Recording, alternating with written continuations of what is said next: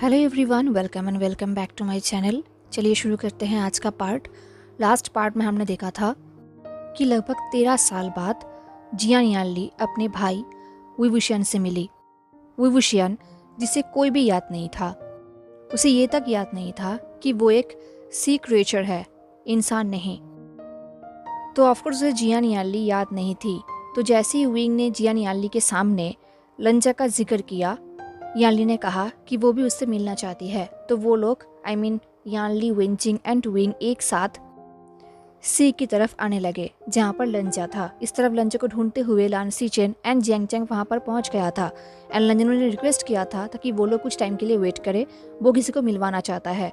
And जैसे ही Jiang चैन ने and लान सीचेन ने विंग को देखा, वो लोग शॉक्ड हो गए। इनफैक्ट जैसे ही जियांग चैन ने विंग एंड यानली को देखा, वो बहुत ही शॉक्ड हो गया क्योंकि उसे लगा था कि उसके भाई एंड बहन मर चुका है। बट यहाँ पर वो दोनों ही जिंदा थे, उसकी आंखों के सामने थे। बट अनफॉर्चुनेटली विंग किसी को भी पहचान नहीं पाया, ना जियांग चैंग और ना ही जियान यानली। इस तरफ शु यांग विंग को एंड यानली को ढूंढ रहा था। दैट्स वाई उसने वेन निंग को कैप्चर कर लिया था। बट वेन निंग ने मरते दम तक अपना सीक्रेट उसके साथ शेयर नहीं किया। उसे नहीं कहा कि विंग एंड यानली कहाँ पर है। एंड इन दी एंड शु यांग ने वेननिंग को मार डाला। इस तरह वेनचिंग भी उनके साथ सी के पास आया तो था, बट उसे वेननिंग के लिए बहुत ज़्यादा टेंशन हो रहा था। तो वेनचिंग वहाँ से अपने भाई को ढूंढने के लिए निकल पड़ी। इस तरफ जब विंग ने जियांग चैंग को कहा कि उसे याद नहीं वो कौन है, उसे बिलीव नहीं हो रहा था। फाइनली यानली ने कहा, आचेंग उसे कुछ याद नहीं, ना ही मैं, ना ही तुम और ना ही यहाँ पर कोई और, उसे कुछ भी याद नहीं। समहाउ लांगवांग जी ने उसे ढूंढ लिया है, बट उसको वो तक याद नहीं है। विंग ये सब सुन रहा था एंड बहुत ही कंफ्यूज्ड हो गया था। वो सोच रहा था कि उसकी बहन है, अब उसका भाई भी है जिसे वो भूल गया है। ये इंसान आचेंग, ये उसका भाई है। तभी जियांग चैन ने यानली से कहा, वो जोक नहीं कर रहा, उसे नहीं पता, उसे नहीं पता हम कौन है। जियांग चैन को बिलीव नहीं हो रहा था, उसे बहुत ही पेन फील हो रहा था, बुरा लग रहा था। तभी लांगवांग जी ने अपने हेड को शेक किया। तभी लान सीचेन ने कहा, जियांग वाइनिन, वो खुद अपना कर्ज झेल रहा है एंड दैट्स वाई वो सब कुछ भूल के ये मॉर्टल वर्ल्ड जी रहा है। उस इंसान को देखते ही विंग चौंक गया। इतने टाइम से विंग ने उस मरमेड को नोटिस नहीं किया था, लान सीचेन को। बट जैसे लान सीचेन ने बात किया, विंग ने उसे नोटिस किया एंड वो हुबहू लंजा की तरह ही दिखता था, जैसे कि वो लंजा ही है। सिर्फ एक ही डिफरेंस था कि वो कुछ ज़्यादा ही पोलाइट एंड सॉफ्ट थे, जहाँ पर लंजा बहुत ही कोल्ड एंड बोल्ड है। उन्हें देखकर ही लग रहा था कि वो लंजा के रिलेटिव होंगे या फिर भाई होंगे। देन विंग ने फिर से जियांग चैंग को देखा एंड जियांग चैंग को देखते ही उसे डेजा वू फील हुआ। फिर से उसके आइस के सामने कुछ सिनेरियोज आ रहे थे। उस सिनेरियो में वो देख रहा था कि वो जियांग चैंग के हेयर को ठीक कर रहा था, उसके हेयर को टाई कर रहा था। जियांग चैंग जो बहुत ही गुस्से में था एंड वो हिल रहा था क्योंकि उसे बिलीव नहीं था कि विंग उसके हेयर को ठीक कर सकता है। तो वो कह रहा था, तुम इन्हें और भी बिगाड़ दोगे। तो विंग ने कहा था, बिल्कुल नहीं। ये बोल के विंग ने जियांग चैंग के हैंड पे स्मैक किया और कहा, हिलना बंद करो, अदरवाइज वो सच में बिगड़ जाएंगे। एंड वो सिनेरियो खत्म हुआ। विंग अपने भाई को देख रहा था एंड सोच रहा था, तो ये जियांग चैंग है, उसका भाई। तभी यानली ने सबको कहा, मुझे नहीं पता क्या हुआ है, 13 साल पहले ही हमने एक दूसरे के साथ कांटेक्ट खो दिया था। बस कुछ ही दिन पहले मैंने किसी के मुंह से आशियान का नाम सुना एंड मैं यहाँ पर चला आया उससे मिलने के लिए। मैं कुछ घंटे पहले ही यहाँ पर आई हूँ। जियांग चैंग ने कहा, बट सीजिए, आप तो मर गए थे ना, हम सबको लगा था कि आपका डेथ हो गया है। ये बोल के जियांग चैंग ने सीजे के हाथ को टाइटली पकड़ा और कहा, विवुशियन के बाद ही आप वैनिश। तभी सीजे ने कहा, मैंने एक डील किया था। ये सुन के जियांग चैंग को बिलीव नहीं हो रहा था। उसने कहा, क्या आप जानबूझकर यहाँ से गई थी? तभी वहाँ पर लान सीचेन उनके सामने आया। लान सीचेन ने कहा, लेडी जियांग, कौन सी डील, क्या आप एक्सप्लेन करना चाहेंगी? तभी विंग ने विस्पर करते हुए कहा, सी को हमेशा डील्स करना अच्छा लगता है। वो ये पहली बार बोल रहा था और उसे ऐसा लग रहा था जैसे कि उसने इस बात को लगभग 1000 टाइम्स बोल चुका है। जब वो लोग ये सब बातें कर रहे थे तब समुंदर का वेव्स और भी ज़्यादा एग्रेसिव हो रहा था, फियर्स हो रहा था। तभी याली ने कहा, हाँ, मुझे किसी से प्यार हुआ था एंड मेरा भाई मेरे लिए कुछ भी कर सकता था। जिससे मुझे प्यार हुआ था वो एक ह्यूमन था। ये बोलते हुए याली की आंखों से आंसू निकलने लगा। याली ने कहा, आशियान, तुमने मुझे एक चांस दिया था उसके साथ रहने के लिए, एंड देन मेरा बेटा भी हुआ। तुमने मुझे ह्यूमन बनाया है। याली के वॉइस में ग्रेटिट्यूड, लव एंड हैप्पीनेस था। जेंगचन ने कहा, एक बेटा? जीजिए, आपका बेटा भी है? इनफैक्ट विंग भी शॉक्ड हो गया था। विंग ने कहा, एंड इसके लिए मुझे क्या प्राइस पे करना पड़ा था? याली ने कहा, तुमने कहा था कि इसका प्राइस मेरा टेल होगा। तुमने कहा था कि मैं फिर से कभी भी अपने घर सी वर्ल्ड में वापस नहीं जा पाऊंगी और ना ही कभी तुम्हारे साथ या फिर राचिंग के साथ स्विम कर पाऊंगी। ये सुन के विंग ने कहा, बट ये बोल के विंग चुप हो गया। वो कुछ सोचने लगा। इस तरफ वेदर बहुत ही ज़्यादा डेंजरस हो रहा था। आसमान बिल्कुल डार्क हो गया था। समुंदर का वेव भी बढ़ चुका था। विंग ने कहा, बट ये नहीं हो सकता। डील करने के लिए ये इनफ नहीं था। इस तरफ लंजन ने विंग के हाथ को टाइटली पकड़ लिया था। विंग ने कहा, क्योंकि ये बोलते हुए विंग को डिजी फील हो रहा था। उसे लग रहा था कि उसके माउथ से ब्लड निकलने वाला है। वो ऑलमोस्ट गिरने वाला था, बट लंजन ने उसे पकड़ लिया। देन फिर से विंग के आइस के सामने फ्लैशबैक आने लगा, जहाँ पर वो जियान याली के फेस को देख रहा था, उनके स्माइल को देख रहा था। वो देख रहा था कि वो उनके भी हेयर को टाई कर रहा है। एंड तब वेदर समर का था। उसने देखा कि वो लोग समुद्र के किनारे में हैं। एक मैन था वहाँ पर जिसके हाथ में एक तलवार था, जो गोल्डन ड्रेस पहना हुआ था एंड जो उनके हाथों को पकड़ के रखा था। एंड उस मैन को देखकर यार्ली स्माइल कर रही थी। देन विंग ने देखा कि वो अपने स्टमक को पकड़ के बहुत ज़्यादा पेन सह रहा है। उसके स्टमक में बहुत पेन हो रहा है। उसे ऐसा लग रहा है कि उसका स्किन, उसका बॉडी जल रहा है। देन विंग कुछ आवाज़ें सुन रहा था, जहाँ पर वो खुद कह रहा था, fear, dispersion, love, love, my sister, my CGA. मैं उन्हें हैप्पी देखना चाहता हूँ। मैं उन्हें हैप्पी देखना चाहता हूँ एंड मैं ऐसा करूँगा। मुझे करना ही होगा। मुझे ये करना ही होगा। बहुत ज़्यादा पेन हो रहा है, बहुत ज़्यादा। मैं एम्प्टी हो गया हूँ। अब मैं नहीं सह सकता। विंग यही सब सुन रहा था। इस तरफ लंजन ने विंग को पकड़ के रखा था ताकि विंग नीचे ना गिरे पानी में। एंड देन विंग के माउथ से ब्लड निकलने लगा। ये देख के लंजन और भी नर्वस हो गया। इस तरफ जियांगचेंग पैनिक हो गया। उसने कहा, ये क्या हो रहा है? दिन जियांगचेंग ने ज़ेबोचुन से कहा, लान सीचेन, आप तो एक डॉक्टर है ना, आप देखिए क्या हो रहा है। इस तरफ ज़ेबोचुन ने कुछ भी नहीं कहा। वो शॉक्ड होकर विंग को देख रहा था, जो कि जोर जोर से खांस रहा था एंड उसके माउथ से ब्लड निकल रहा था, जो लंजा के बॉडी में गिर रहा था। इस तरफ आसपास जोर जोर से हवा चल रही थी। समुंदर का रूप चेंज हो रहा था। तभी विंग ने विस्पर करते हुए कहा, आपने कोई प्राइस नहीं पे किया है, बल्कि मैंने किया है। सडनली हवा और भी शार्पली बहने लगा। तभी लंजा ने अपना एक हाथ विंग के स्टमक के ऊपर रखा। विंग ने भी अपने हाथ को लंजे के हाथ के ऊपर रखा। विंग ने कहा, एंड वो प्राइस था एक गोल्डन कोर। ये सुनते ही सब लोग शॉक्ड हो गए। जियांगचेन ने कहा, ये तुम क्या? तभी याली ने कहा, आशियान, प्लीज़ अब मुझे ये मत बताना कि तुमने अपना गोल्डन कोर, प्लीज़ आशियान। तभी ज़ेबोचुन ने कहा, मास्टर वी, आपको ये सब कैसे पता चल रहा है? विंग ने कहा, क्योंकि प्राइस बहुत ही हाई था। उन्हें एक ह्यूमन बनाना ताकि वो एक ह्यूमन से शादी कर सके, ये बहुत ही बड़ा काम था। ये एक बहुत ही बड़ा विश था मांगने के लिए। गोल्डन क्रोर मैजिक क्रिएट करता है। इसकी वजह से ही मरमेड इमॉर्टल होते हैं। यही हमारे पास सबसे कीमती चीज़ें हैं। तो इस विश का प्राइस गोल्डन कोर ही था। तो मुझे अपना गोल्डन कोर काट के सी गॉडेस को देना पड़ा था।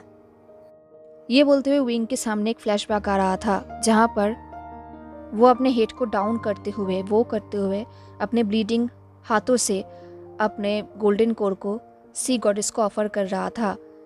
एंड इस तरफ उसका सिस्टर जो कि बीच में था अपने प्रिंस के साथ, क्योंकि विंग ने उन्हें कहा था कि उन्हें कुछ टाइम के लिए ईयर में रहना है। विंग नहीं चाहता था कि उसके सिस्टर ये सब देखे या फिर उन्हें ये सब पता चले। फाइनली जब विंग ने अपना गोल्डन कोर ऑफर किया, सी गॉडेस ने विस्पर करते हुए कहा, ठीक है, डील कंफर्म है। उन्होंने विंग से वो गोल्डन कोर एक्सेप्ट कर लिया। उसके साथ साथ विंग बेहोश भी हो गया था। फ्लैशबैक खत्म होता है। विंग ने कहा, मैं आपका गोल्डन कोर नहीं दे सकता था, मैं अपने सिस्टर के गोल्डन कोर कहीं भी नहीं दे सकता था। ये बोलते हुए विंग अपने हेड को शेक करने लगा। देन विंग ने जियांग चैंग की तरफ देखा और पूछा, क्या मैं भी कुछ टाइम के लिए डिसअपेयर हो गया था? I mean, उनके बाद क्या इसलिए सबको लगा कि मैंने उन्हें मार डाला है? जेवुचुन ने कहा, हाँ, एंड आपके लौटने के कुछ हफ्ते बाद मेरे भाई को भी कर्ज लग गया था क्योंकि वो आपके साथ था। ये सुन के विंग को कुछ समझ नहीं आ रहा था। उसने कहा, मुझे ऐसा कुछ याद नहीं आ रहा। ये बोलकर विंग ने लंजा की तरफ देखा और कहा, लंजा, क्या हुआ था? अब सब लोग लंजा को देख रहे थे। लंजा ने विंग के इशारों से कहा, sister, husband, gone, you look. किसी को भी समझ नहीं आया कि लंजा क्या कह रहा था, बट विंग समझ गया था। विंग ने यानली की तरफ देखा और कहा, उसने कहा कि आपका हस्बैंड मिसिंग था। यानली ने कहा, हाँ, एंड तुम मेरे पास आए थे जब आशुआन डिसअपेयर हो गया था, तब मैं प्रेग्नेंट था। एंड ये बात मैं आशुआन को बोल तक नहीं पाया, तो मैंने एक तलिस्मान यूज़ किया जो तुमने मुझे दिया था तुम्हें बुलाने के लिए। तुम मेरे पास आए थे, तुमने प्रॉमिस किया था कि तुम उसे ढूंढ निकालोगे। ये बोलते हुए यानली की आंखों से आंसू निकलने लगा। यानली ने कहा, दिन जब हमें उसका बॉडी मिला तुम ऑलरेडी डिसअपेयर्ड हो चुके थे एंड तुम्हें बुलाने वाला तलिस्मान भी काम नहीं कर रहा था। दिल रंजन ने फिर से इशारों से कुछ बोलना शुरू किया। वो इशारों से ये बोलना चाहता था, मैं तुम्हें हेल्प, मैं तुम्हारे साथ था एंड नो वॉइस प्राइस था। कोई और समझ नहीं पाया कि लंजा क्या कह रहा है, बट विंग समझ गया था। लंजा ये कह रहा था कि मैं भी तुम्हारे साथ ढूंढने में हेल्प कर रहा था एंड इसका प्राइस था मेरा वॉइस। ये सुन के विंग को बिलीव नहीं हो रहा था। उसे एक्सट्रीमली गिल्टी फील हो रहा था। उसने कहा, लंजा, मैं कहीं भी तुम्हें ये करने के लिए नहीं बोला था, राइट लंजा? लंजा ने नोट करते हुए कहा, हाँ, मैंने खुद दिया था। तभी विंग के सामने फिर से एक छोटा सा फ्लैशबैक आने लगा जहाँ पर वो लोग एक डार्क केव में थे। लंजा मैजिक की वजह से ग्लो कर रहा था। वो एक ब्यूटीफुल सॉन्ग गा रहा था एंड देन लंजा के माउथ से एक पावरफुल वॉइस बॉल विंग के बॉडी में चला गया। विंग जो तब तक एक सी विच बन चुका था, तब वो एक मरमेड नहीं था, वो एक ऑक्टोपस बन चुका था। एंड लंजा ने अपना वॉइस विंग को दे दिया था। जैसे ही विंग को ये याद आया, विंग शॉक्ड हो गया, वो कांपने लगा। उसने अपने हाथ को अपने फॉरहेड में रखा। उसने कहा, तुमने ये ऑफ़र किया था ना स्वीट हार्ट? नहीं, तुमने ऐसा क्यों किया? लंजा, क्या तुम नहीं जानते कि तुम मेरे लिए कितना इम्पोर्टेंट हो? तुमने ऐसा क्यों किया? लंजा ने इशारा करते हुए कहा, फियर, तुम्हारा डेथ का। इस बार लंजा का इशारा विंग समझ नहीं पा रहा था, तो लंजा ने फिर से इशारा करते हुए कहा, डेथ, फियर, तुम्हारा डेथ।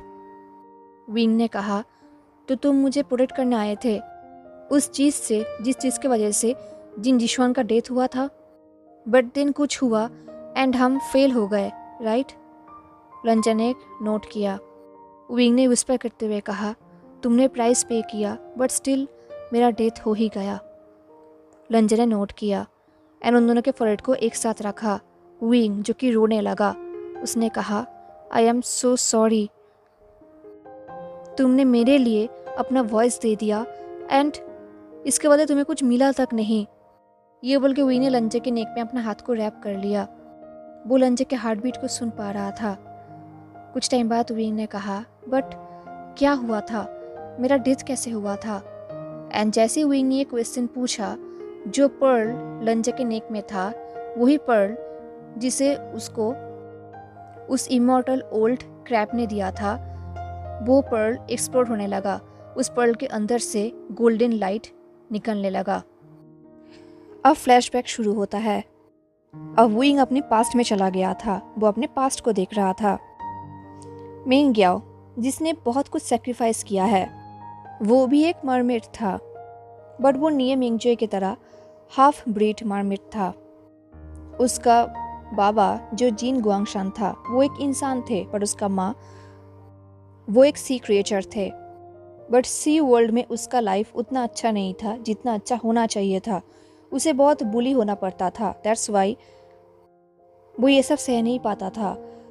वो हाफ ब्रीड है, इसको लेकर उसे बहुत कुछ सुनना पड़ता था, बहुत इंसल्ट होना पड़ता था। सब लोग उसे यही रियलाइज करवाते थे कि वो किसी काम का नहीं है, ना ही सी वर्ल्ड में और ना ही मॉर्टल वर्ल्ड में। सिर्फ लान सिचेन उसके बहुत करीब थे, वो उनको समझते थे। बट सी वर्ल्ड में मेंग ग्याओ ने बहुत कुछ झेल लिया था। अब वो ये सब झेलना नहीं चाहता था, तो उसने कुछ ऐसा किया था कि सबको ये लगे कि वो मर चुका है, स्पेशली लान सिचेन को, क्योंकि वो नहीं चाहता था कि लान सिचेन हमेशा के लिए उसे ढूंढते रह जाए। वो जेवोजुन को रिस्पेक्ट करता था एंड वो उन्हें जानता था, एंड वो नहीं चाहता था कि वो अपने सब कुछ छोड़कर उसे ढूंढने लग जाए। तो उसे सबको बिलीव करवाया कि वो मर चुका है, एंड देन वो मॉर्टल वर्ल्ड में चला आया था। बट हाँ, जब वो लान क्लैन में था सी वर्ल्ड में, तब उसने म्यूजिकल मैजिक सीख लिया था, जो कि सिर्फ लान क्लैन में ही सिखाया जाता है। सिर्फ वो ही लोग इस चीज़ के लिए फेमस होते हैं, स्पेशली उनका साइलेंसिंग स्पेल। लान क्लैन बहुत ही पावरफुल है, उनका मैजिक बहुत पावरफुल होता है। तो जब तक मेंग ग्याओ वहाँ पर था, उसने ये सब सीख लिया था। अब उसके आइस में सिर्फ बदला था, उसके इंटेंशन सिर्फ और सिर्फ बदला था। उसके साथ साथ अपने लिए रेपुटेशन कमाना भी था। उसे नहीं पता था कि उसके प्लानिंग के बीच में आ जाएगा वुई वुशियान। मेंग ग्याओ मैनिपुलेशन में बहुत ही माहिर था।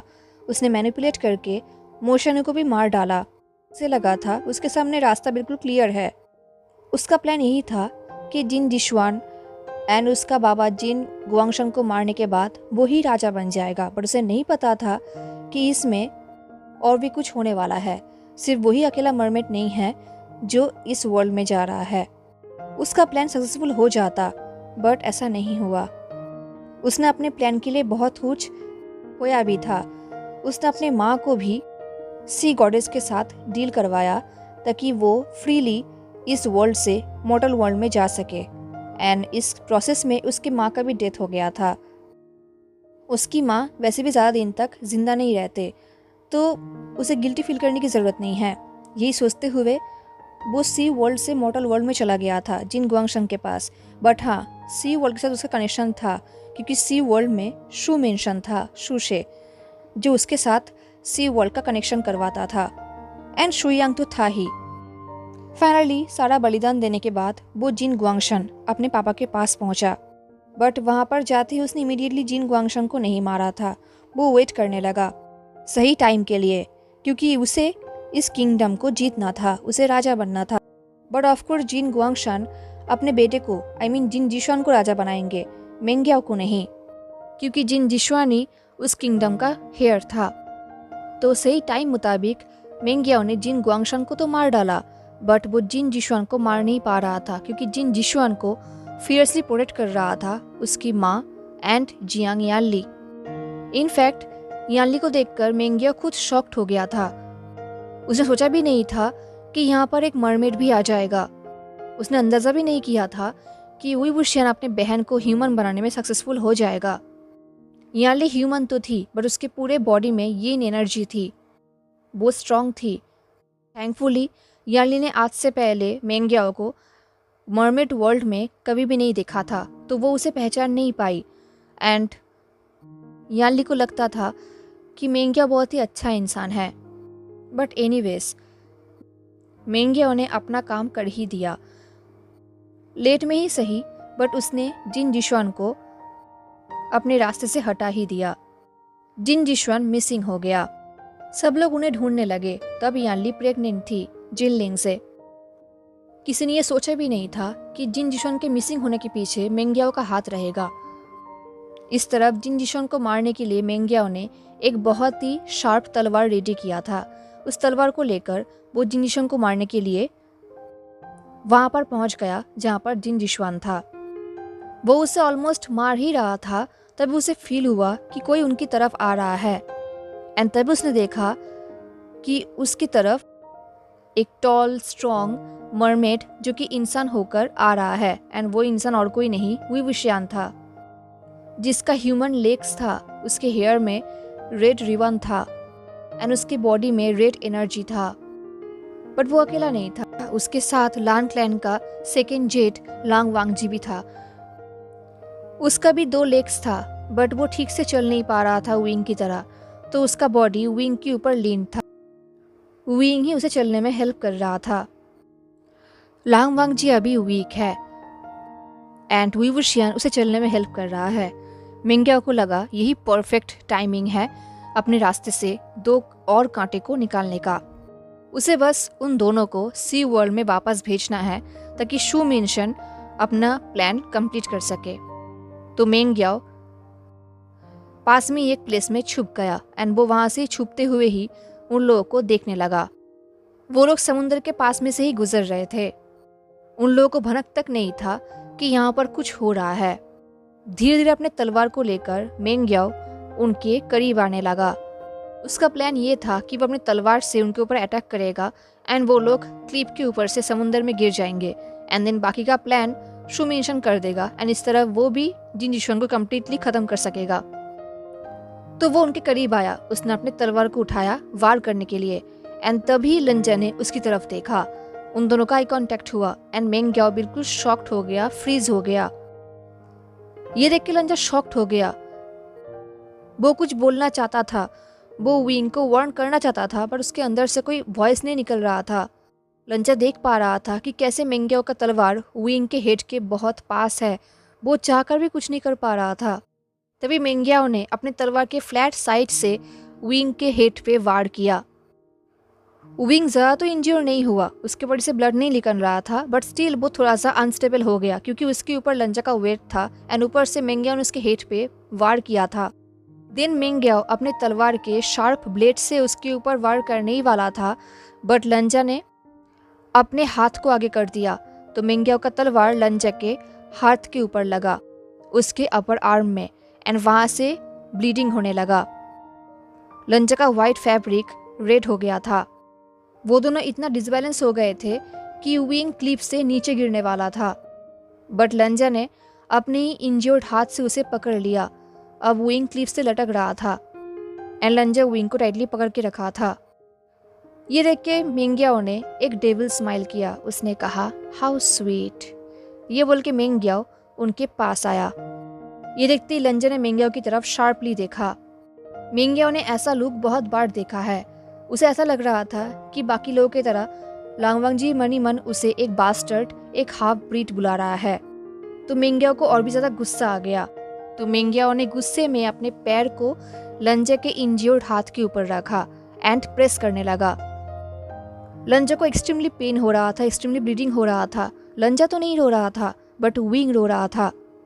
बट स्टिल लंजा ने विंग को छोड़ा नहीं था। ये देख के मेंग्याओ फ्रोंट हो गया। उसने सॉफ्टली कहा, कम ऑन लांगवांगजी, अब उसे छोड़ दो। ये बोल के मेंग्याओ और भी ज्यादा प्रेशर देने लगा उसके हाथ के ऊपर, बट लंजा ने विंग को छोड़ा नहीं, बल्कि वो मेंग्याओ की तरफ और भी हार्ड ग्लेयर करने लगा। ये देख के मेंग्याओ ने शाय किया और कहा, all right then, suit yourself. ये बोल के मेंग्याओ ने अपने पैर को लंजा के हाथ के ऊपर से हटाया एंड देन उसने लंजा को भी किक किया एंड देन लंजा एंड विंग दोनों एक साथ गहरी समुद्र में गिर गए। इस तरफ मेंग्याओ जिन जिशुआन के पास आया एंड उसे कम्प्लीटली खत्म कर दिया। देन मेंग्याओ ने शू मिनशन की तरफ एक तलिस्मान सेंड किया ताकि बाकी का काम नीचे शू मिनशन ही कर दे। शूशे को मैसेज मिलते ही उसने अपना काम शुरू कर दिया, क्योंकि शूशे लांस को बिल्कुल ही पसंद नहीं करता था, स्पेशली सेकेंड जेट को। क्योंकि सेकंड जेठ लांगवांग जी कहीं भी ठीक से शुशे से बात नहीं करता था। शुशे को वो बहुत एरोगेंट एंड अहंकारी लगता था। उसको ख़त्म करना शुशे का चाइल्डहुड ड्रीम बन गया था। एंड फाइनली मिंग्यो की वजह से उसे एक चांस मिल गया अपने ड्रीम को फुलफिल करने का। शुशे ने पूरे मरमेड वर्ल्ड में ये रूमर फैलाया कि वुई wuxian ने अपने सिस्टर को मारा है। अब उसके डेमोनिक विच क्राफ्ट को टॉलरेट नहीं किया जाएगा। हर जगह ये बात फैल गया। सब लोगों ने विंग एंड लंजा को घेर लिया था। लंजा कुछ कह तो नहीं रहा था, बट वो विंग के साथ ही था। विंग ने सबसे पूछा, आपके पास क्या प्रूफ है? मैंने कुछ भी नहीं किया है। शुशे ने कहा, हमारे पास क्या प्रूफ है? वो तुम्हें ढूंढने के लिए गई थी जब तुम दोनों ही डिसअपेयर हो गए थे, एंड तुम तो वापस आ गए, बट वो वापस नहीं आई। तो यही हमारे लिए इनफ प्रूफ है। सब लोग शुशे को सहमत करने लगे, बट हैंगवांग जुन ने कुछ भी नहीं कहा था, क्योंकि वो बोल ही नहीं सकता था। बट वो विंग के सामने ढाल बनकर खड़ा था। जब लांगवांग जी कुछ बोल नहीं रहा था, शुशे सोच रहा था, क्या लांगवांग जी को ये भी लगता है कि उसका यहाँ पर कुछ बोलना ज़रूरी नहीं है? क्या वो इतना अहंकारी है? शुशे ने कहा, हम सबको पता है कि वुई wuxian विच क्राफ्ट करता है। वो अपने एविल स्पेल्स से इस समुंदर में अनयूजुअल स्टॉर्म्स क्रिएट करता है। अपनी ये एनर्जी से वो मॉर्टल क्रिएचर्स को मारता है। इनफैक्ट उसने खुद अपने बहन को भी मार डाला है। अंकल जियांग उसके अगेंस्ट कोई स्टेप नहीं ले पा रहा है, इसका मतलब ये नहीं कि हम भी नहीं ले पाएंगे। इतने इंसल्ट से विंग फ्लिंच कर उठा। इस तरफ जियांग चैंग भी कुछ भी नहीं कह रहा था, बट उसे गुस्सा आ रहा था। ये देख के शुशे को लग रहा था कि उसका काम और भी इजी हो जाएगा अगर जियांग चैंग भी उसके साइड में आ जाए। बट इससे पहले ऐसा कुछ होता, ज़ेबोचुन उनके सामने आए। ज़ेबोचुन ने लंजे की तरफ देखा और कहा, ज़ेबोचुन ने कहा, वांग जी प्लीज़, अगर तुम कुछ कहना चाहते हो तो तुम कह सकते हो, तुम एक्सप्लेन कर सकते हो। अगर वुई wuxian इनोसेंट है तो आई एम श्योर सब कुछ अपने आप सॉल्व हो जाएंगे। बट लंजे ने कुछ भी नहीं कहा। वो साइलेंट रहा क्योंकि वो कह ही नहीं सकता था, एंड ये बात सिर्फ विंग एंड लंजे को पता था। शुशे ने इसी चीज़ का फ़ायदा उठाया। उसने कहा, देखा, जो इंसान उसे डिफेंड करता था वो खुद कुछ नहीं कह पा रहा है उसी क्राइम्स को लेकर। वुई wuxian को मार डालना चाहिए। एंड सब लोग इस चीज़ को सपोर्ट कर रहे थे। शुशे ने कहा, उसने लांगवांग जी को भी ब्रेन वॉश किया है, उसे मारना ही होगा। सब लोग इस चीज़ को सपोर्ट कर रहे थे। ये देख के शुशे स्माइल कर रहा था। उसने इस मोमेंट को लेकर बहुत वेट किया है। लांगवांग जी का डाउनफॉल देखना उसका ड्रीम है, एंड उसे बहुत मज़ा आ रहा था। हेलो एवरीवन, तो कैसा लगा आपको आज का पार्ट ज़रूर बताना। मिलते हैं नेक्स्ट पार्ट में, तब तक के लिए tata, take care, stay safe, bye.